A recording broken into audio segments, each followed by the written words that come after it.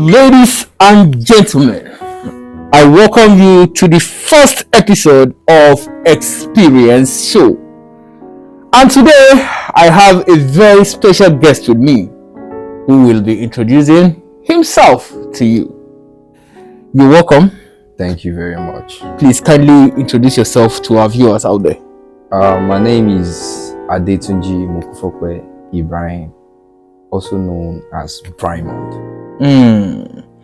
He's a very special guest indeed because he happens to be I happens to be a lash artist.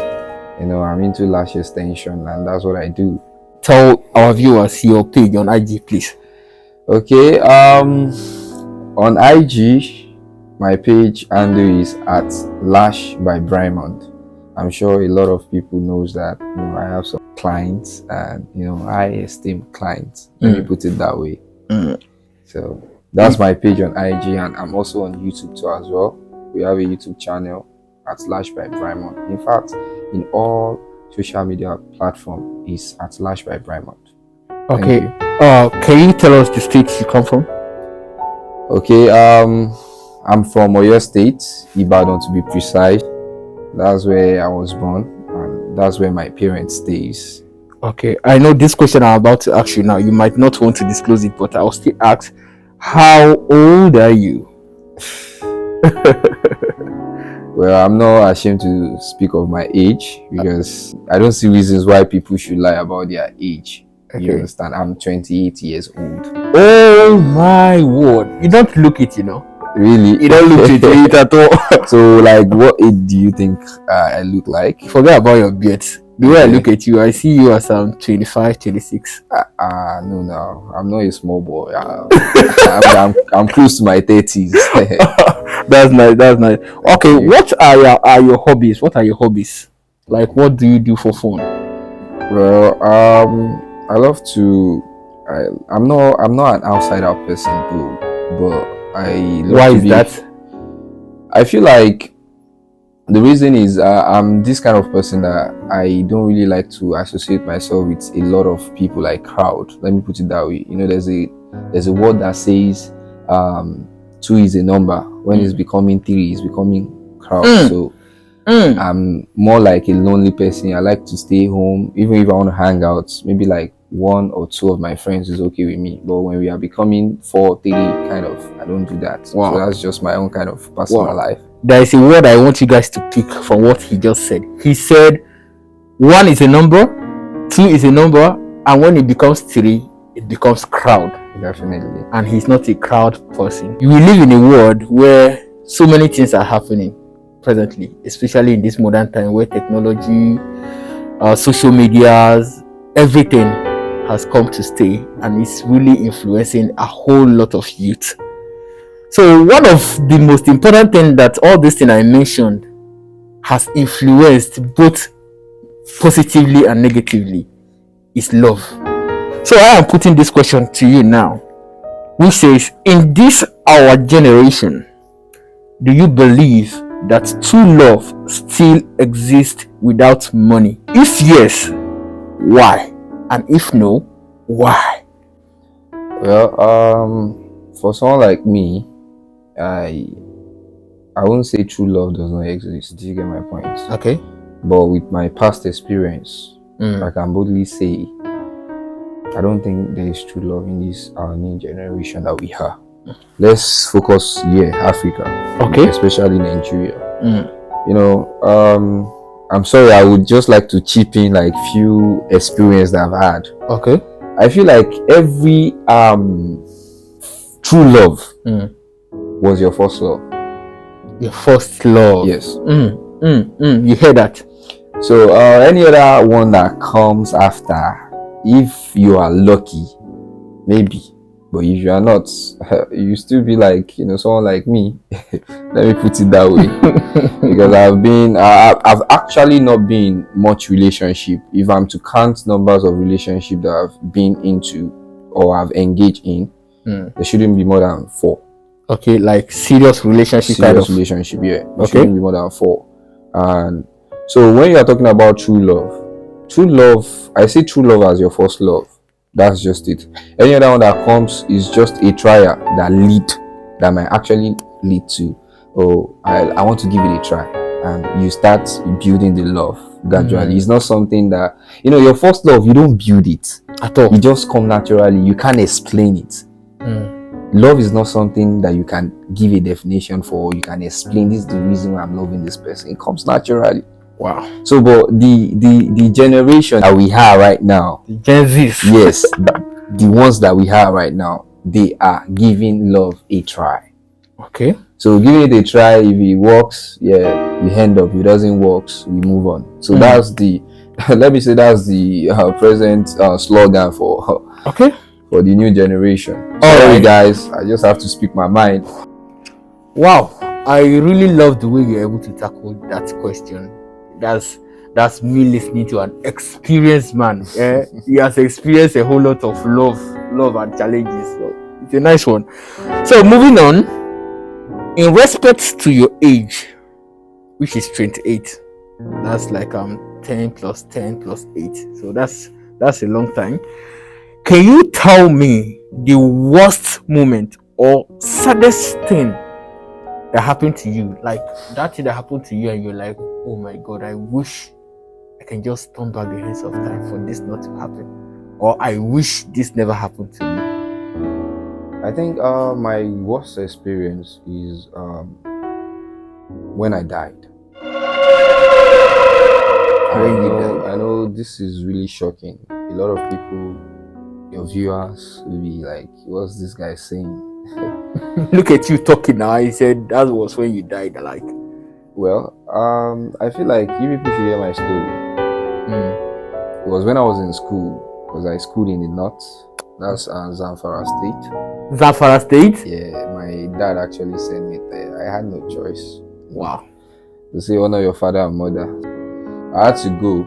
I was given admission into that school 3 times, and I rejected it because I never wanted to go and school in the north because of all these so-called Boko Haram stuff, insecurity stuff.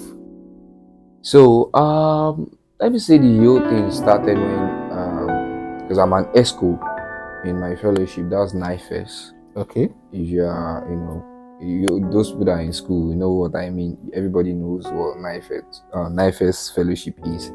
So I'm an ESCO there. So we had this meeting we normally do every evening. So I went to attend the meeting that evening. And after the meeting, we had a little prayer. I was just about going on.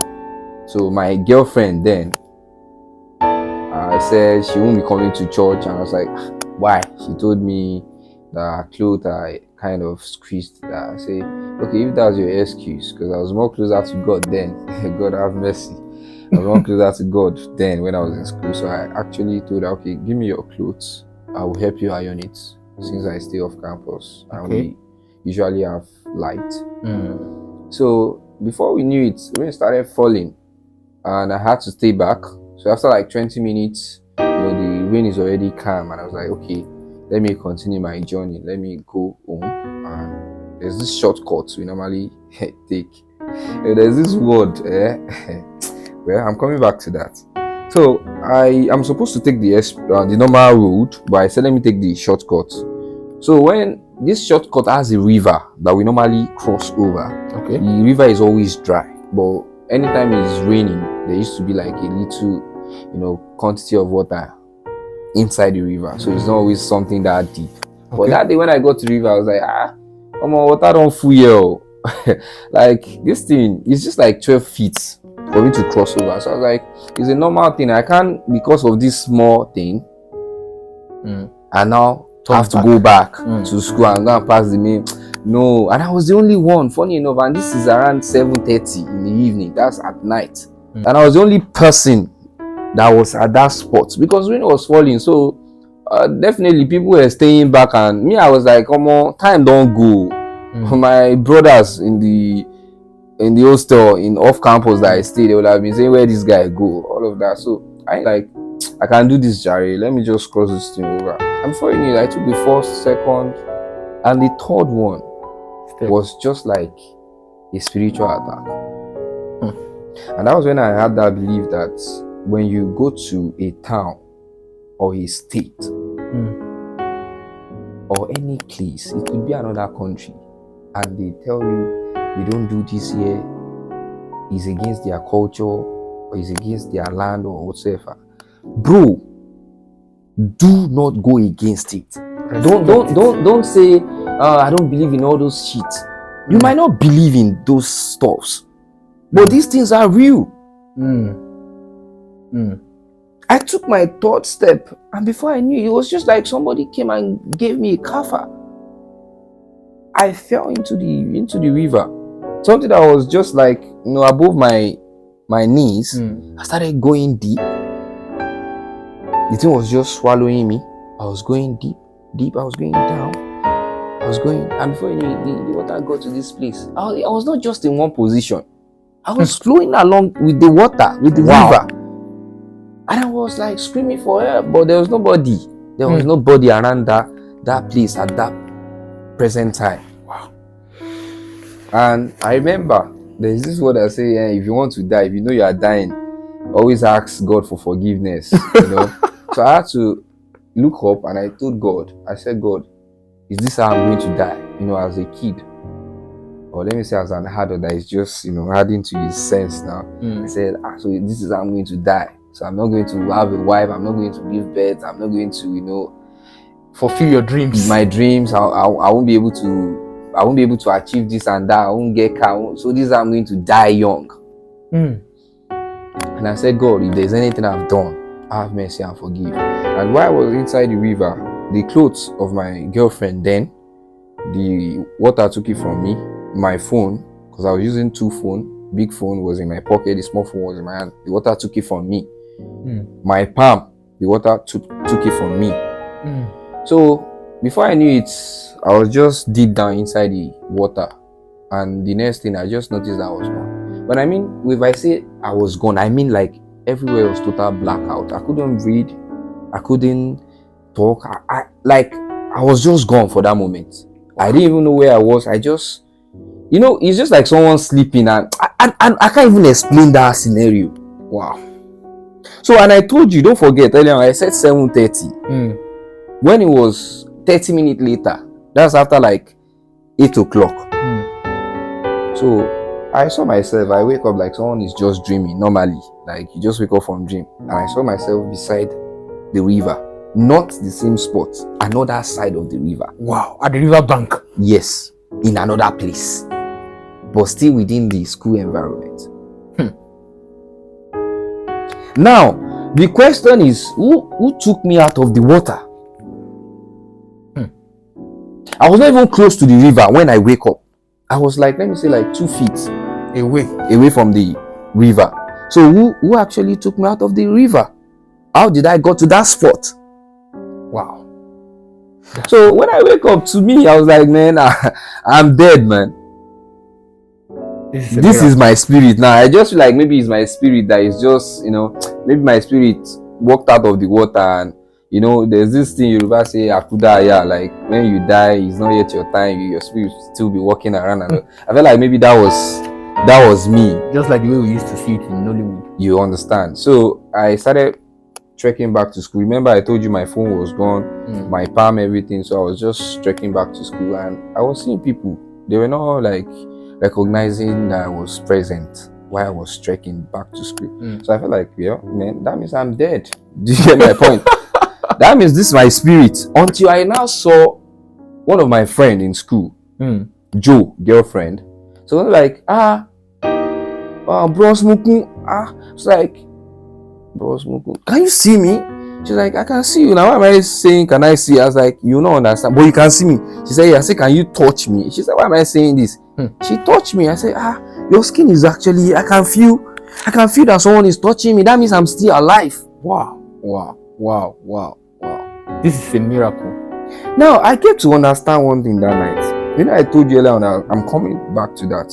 You see, I felt like that's also a lesson about life, which is, don't always see life like you want to go through shortcuts.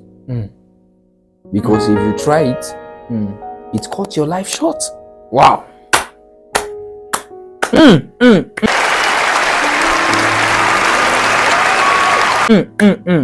So, wow. People see it like, Omo, I'm getting my age. I'm close to 30. I've not been able to achieve this. See these kids, see all of this celebrity. They are up there and all of that. And I'm even older than some of them, and I've not achieved this. And you want to go through the shortcut, bro? You're gonna cut your life short. So if I had listened to myself that day, that just pass the long way, that is safe. Maybe what happened that night Might not have happened. But because God loves me, and probably maybe I'm not yet to serve the purpose why God created me. Maybe that was why God kept me alive. So that was why I used that word that was once dead. Wow. So that was my worst experience. Wow. I think after your explanation now, I've been able to get why you said you were dead. I was kind of making fun of what you said earlier, but now I've gotten to understand you perfectly well. The next question goes like this. Tell me about your best or happiest moment, or the happiest thing that has happened to you since your existence. It must be something you're proud of. There's a lot. There's a lot. God has been faithful. Yes.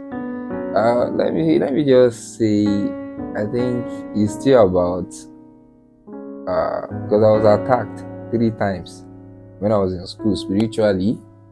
There's this say that says every school every year a student must die. Is it in your own It school? is not. Is it in your own school or is every school? Like, I feel like it's every school. It doesn't apply to school, even NYSC. Okay. People that go to service, it's not everyone that will come out alive. I just feel like it's just part of those principle of life. That is how it is meant to be. So I feel like my own is the most happiest moment of my life is when I feel like I was not going to come out alive. Out of every student that died, that was attacked in school, I was the only survivor, and I feel like that was the most happiest moment of my life, because it was a very great testimony. Because if I'm not alive, every other happiness that came true wouldn't have happened, wouldn't have come to existence. So seeing myself coming back alive, because this is like more of a spiritual attack, and that was the first time I would say I experienced the presence of Jesus Christ.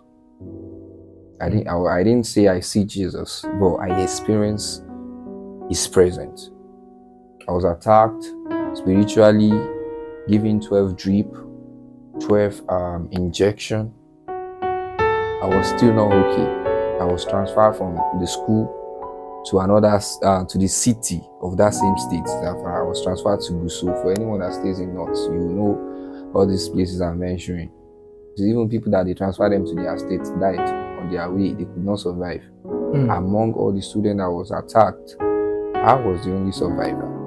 And it has never happened in the history of that school. That's just the fact. So the greatest experience or the happiest moment of my life is seeing or experiencing the presence of Jesus. Because I saw Him in a vision. But on earth, my mother-in-law was praying because I was giving up my soul. Or should I say I was giving up my body. I was already getting cold. My body is already, how a dead person's skin feels. Life is already moving out of my body. But in the spiritual realm that I was, I saw Jesus. His hand, there was still this, the O on his hand, and I saw him operating as a doctor. Wow! In a ward, like in an hospital, whatever. But I couldn't say anything because the whole environment was pure white, and I couldn't see his face. It came as a form of light. It was only his hand that I saw, and it changed my kidney, changed everything that was damaged in my system. Wow!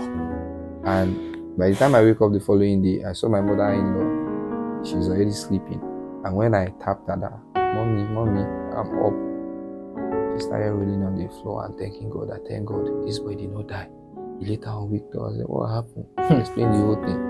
So I feel like that was my greatest experience.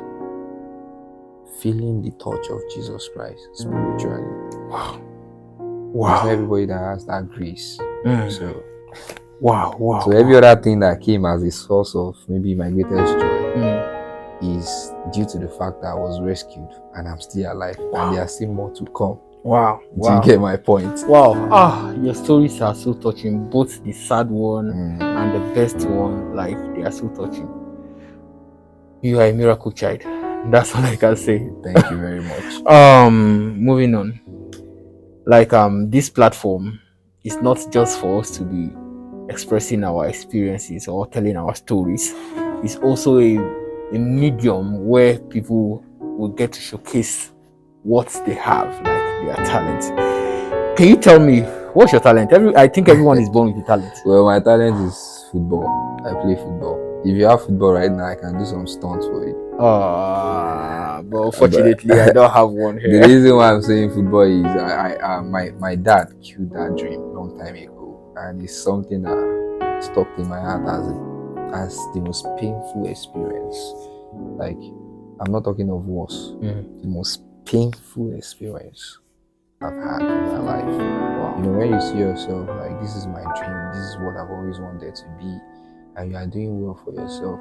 Imagine if I went for a trial, like over thousands of players came for the trial, and they were meant to pick just 12 to 15 players to give scholarship to go and study in Bolton Wanderers, that's in England. And I was chosen among those 15 players, sorry. And my dad declined the offer when I was giving the form to fill. The form, like, congratulations, you are among the selected players and all of that. He said, no, my child has to go to school, because, you know, all these our father have this thing in them, whatsoever they've experienced in their own past life, maybe what they experience, because his own father didn't send them to school, so he went to school, and he wants all his own children to go to school. I said, Dad, but it's still school, I'm still going. But he stopped me from achieving that dream. And most of the guys that we went for that trial, the last guy I heard from is still in Spain, playing for one club in Spain, and he's making money. His family are in money. So my father stopped me from that dream, and it's still one of those things that the pain is still within my heart. In fact, ever since then, I stopped watching football, I stopped playing football. But when they say talent, let me not say talent, gift. What you are gifted with is still within you. If you give me football right now, I can show you my and I will also want to put this out to most of these federation, like Nigerian Federation Football. People should give the street a trial. Because all of these people get into all these things with connection and all of that. They are boys on the street that has no connection. They don't even have. Some of them don't even have parents.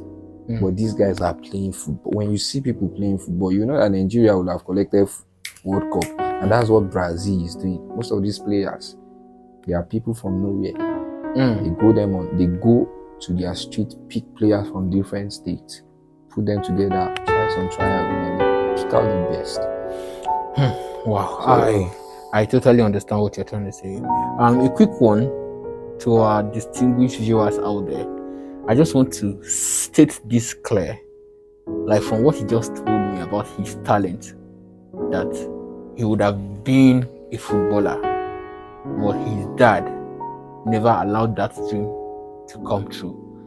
I think it's going to be very right, or it's going to be very, very, very, very proper if we allow our children to choose what they really want to do.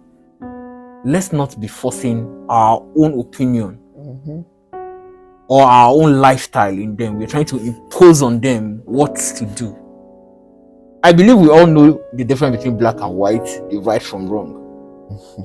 Let's give our child that space to decide for themselves that this is what I want to become. This is my dream.